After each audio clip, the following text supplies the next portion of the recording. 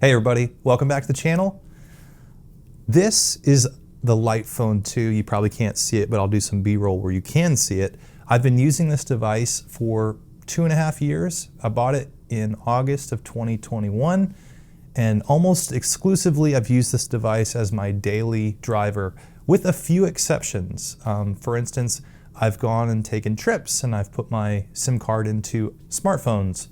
I've had, the fever come about once in a while where I want to use a smartphone for a day and I'll pop my SIM card into another phone.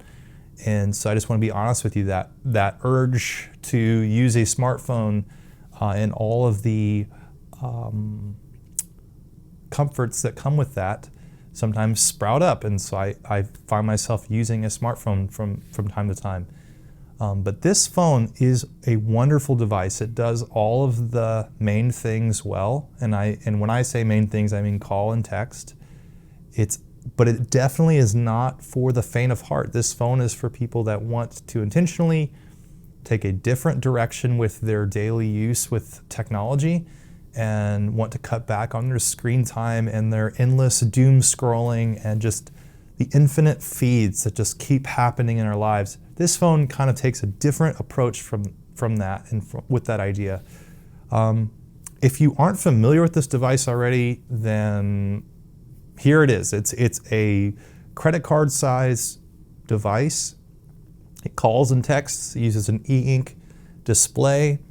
It's got a handful of features on it that I've gone through in my last video about this 2 years ago. But it also has some new features as well. So I'll just give you a quick rundown of all the features. You've got your phone, you've got notes, calendar, podcasts, music, directions, alarm, hotspot, and calculator, as well as a settings menu to tweak some things. The last time I did a video, the podcast tool had just come out. That has improved a little bit. You can now increase the playback speed. There's also more information about each episode and about the podcast itself. So there's some improvements there. The directions tool hasn't really improved at all since my last video. The alarm tool has improved. Now you can set multiple alarms and you can have that same alarm repeat daily when you set it. Another wonderful addition has been the calendar tool, and that is great for actually knowing at a glance what you have on your agenda for the day. It's not the most complex tool, especially if you're adding events from the device itself, but it syncs with a Google Calendar, and that makes life a little bit easier. I will say I haven't loved the syncing process. It doesn't seem to be perfect. There seems to be some situations where the events don't all show up. So I don't love that. But when I add the events through the device itself, I've had no problems.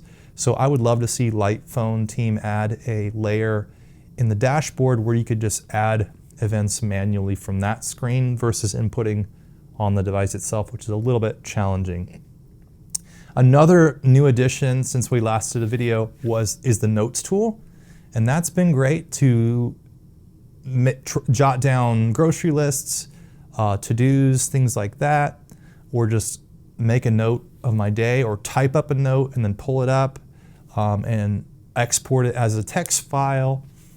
And then you can also do voice memos and things like that, which has been really cool.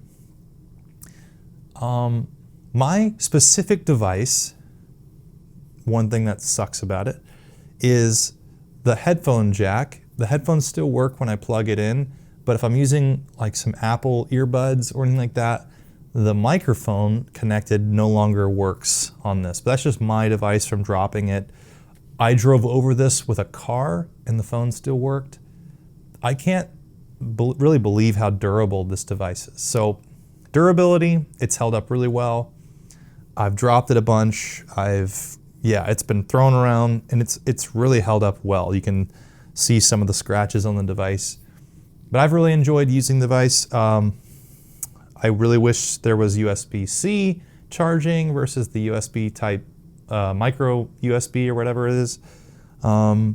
And I wish we could add that calendar tool back in manually from the dashboard.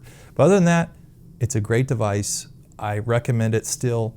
The best customer support, the best tech company I've ever experienced purchasing something with. They are awesome. They're on the Discord channel. They are very accessible. If you have a question, you can reach out to them. They've just implemented a new repair part of their world where you can submit a device and work with their team to replace the battery.